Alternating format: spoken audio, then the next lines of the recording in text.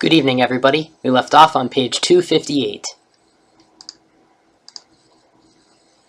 Aedan and Patrick were up at the crack of dawn. To be more accurate, 04:23. Neil was up with them, and they dressed and got breakfast. Neil had called the hospital the previous night and asked if Kiri was coming home or not. He was exhausted since his body told him it was 5 hours ahead, and he had gone to bed shortly after the kids. Kiri ended up coming in at 0200 when Neil was fast asleep. Officer Reed had long since sacked out on the couch, but he was a remarkably light sleeper. He was up the second Kiri unlocked the door. Their lack of an alarm system made Aedan and Patrick very nervous. They had seen the gaping hole in the panel in the front, an oversight Kiri was not very pleased with. Kiri left at about 0230 to go back to be with Connor. She just wanted to make sure everyone was safe, comfortable, and sleeping on something other than the floor. She also wanted to grab a change of clothes for herself. After she left, Neil slept for another hour, and then his body clock refused to let him sleep any longer. It was, of course, almost 1000 in Ireland, and you can take the man out of the Navy, but you can't take the Navy out of the man. Officer Reed slept until he heard the boys' activity. They all ate breakfast together in the kitchen. The kids were far too quiet for boys their age.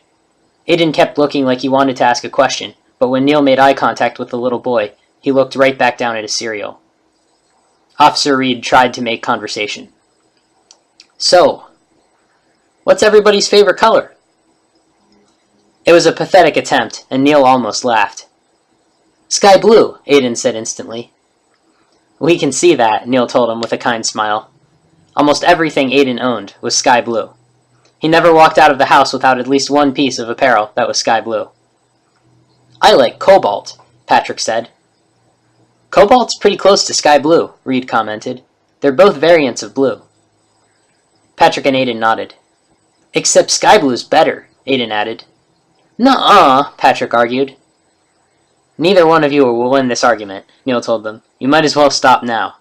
My favorite's green. You got a particular shade on that? There's a lot of green, Reed countered. Neil chuckled. I'll choose Kelly green. Just so I fit the stereotype.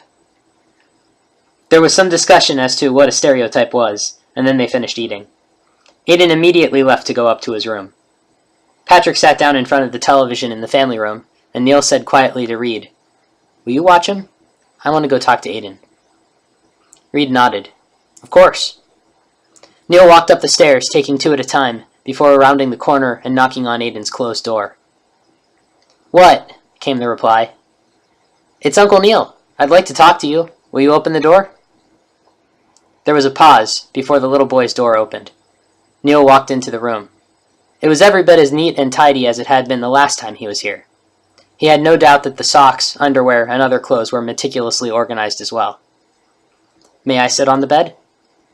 Sure, Aedan said, and sat at his desk chair.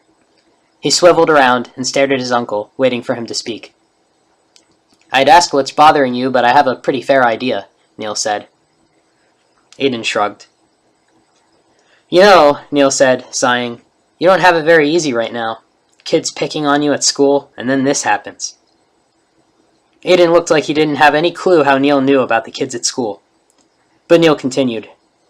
And even though everyone's telling you it's going to be okay, you have your doubts. That's only natural. And Patrick would probably tease you if you cried. I dunno, Aedan said. Well, I do, Neil told him. You know, Patrick probably cried when he found out. No, he didn't. I mean when he first found out. Aedan looked shocked. Yes, he knew beforehand. It was a mistake. He overheard your mum talking to someone. And he cried? Probably. I don't know. I know I would have. You? Yeah, Neil told him, and smiled. Didn't your dad ever tell you that crying was okay? Aedan nodded. Yeah, but some people don't understand that, he said. That's why you can't cry in front of them. Mummy said. Neil frowned. That's true. Not if you want them to think of you in a certain way, anyway. But if you don't care what they think, or if there's no chance they'd change their opinion of you, it's all right to cry around them. And let me tell you something. Patrick might tease you, but he doesn't really care if you cry. And it won't affect his opinion of you. It won't affect mine either. Aedan was silent for a moment. He tapped his feet compulsively and looked down at his lap. Finally, he looked up at Neil and asked, "Have you ever cried before?" "I have," Neil said with a nod. "A few times." "Why?" Neil sighed. "Oh, various things. Luckily, Grandma and Grandpa never got into a situation like this before. But there were other reasons to cry. A very good friend of mine got hurt once, and I wasn't sure whether he'd live. I cried then, and that's just one time." "Did your friend live?" Neil nodded. "He did, just like your dad." Aedan seemed to take the information in. He figured now was a good time to ask the question that had been haunting him since last night. "Did Daddy get shot?" Neil folded his hands in his lap and leaned forward with his elbows on his knees so he could see Aedan eye to eye. The boy's child-sized swiveling desk chair was incredibly low to the floor. "Yes," he said truthfully. "But you know what? Your dad's going to be okay. He's going to be just fine."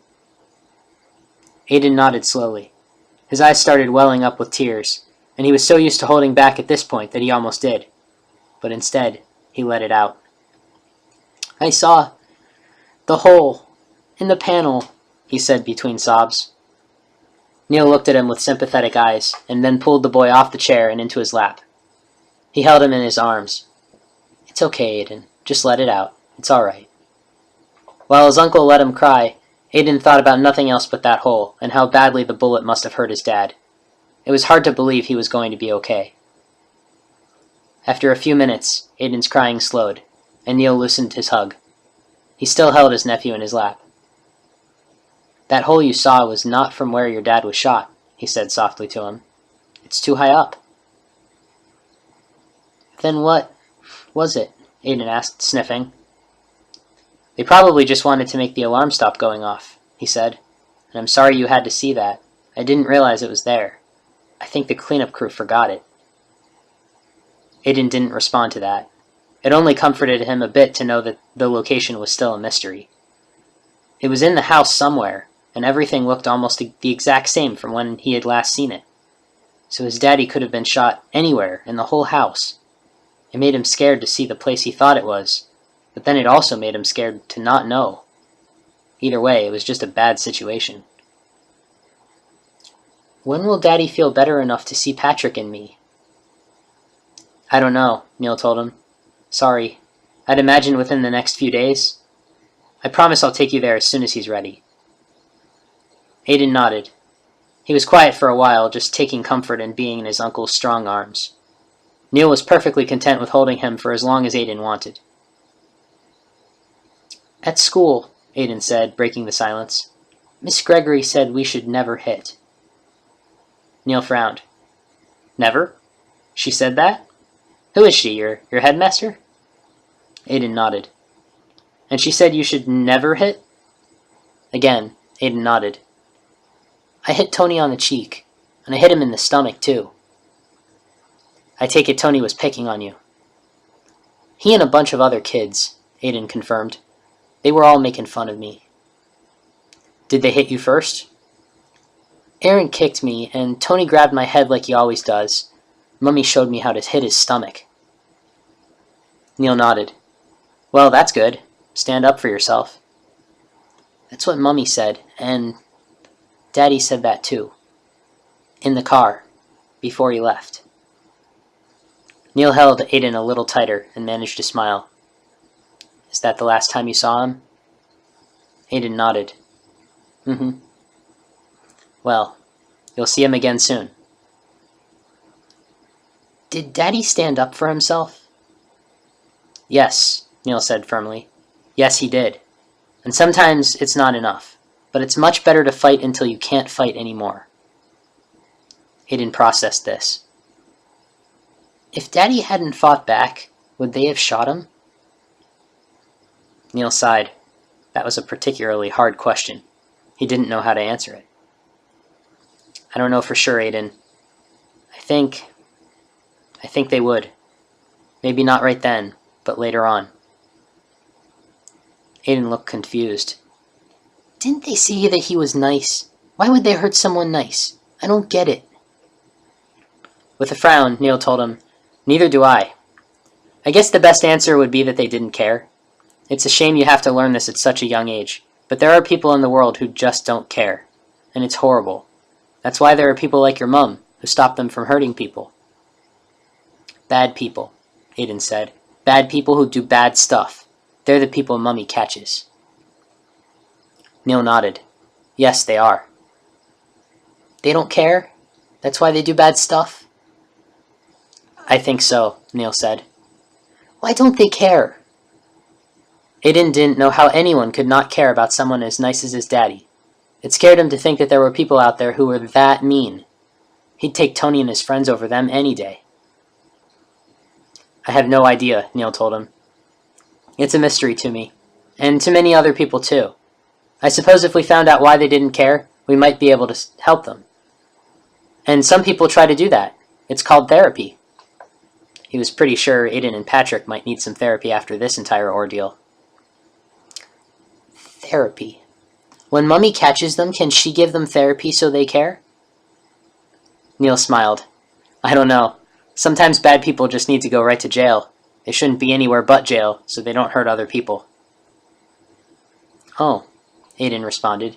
He seemed to think for a moment, and then he said, I think the therapy should go to the jail, so no one ever does bad stuff again. They do that. They bring therapists to jail. But that's very insightful of you, Aedan. Aedan smiled slightly. Mummy's going to catch them, right? She's going to try her very, very hardest, and she'll make sure that they can't hurt any of us again. She's very good at keeping people safe. Aedan nodded. Now, do you want to play a video game? Uh-huh, Aedan said, his expression brightening. Good. He's still young enough to be distracted, Neil thought. Let's go then. They left Aedan's bedroom, but not before Aedan had smoothed the bedspread where they had been sitting. They went downstairs, and Officer Reed joined in a 4-way game of Heroes of the Sky. We'll read more tomorrow.